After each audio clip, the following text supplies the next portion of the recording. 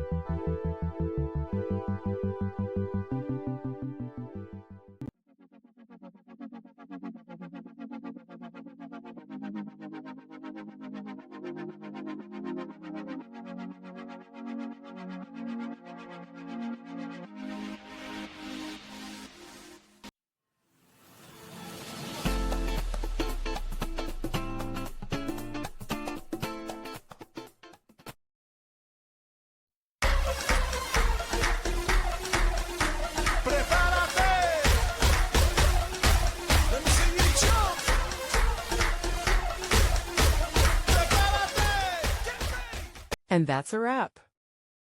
I hope you found the answer you were looking for.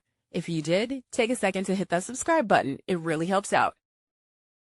And let me know in the comments which solution worked best for you. See you next time in the debug zone.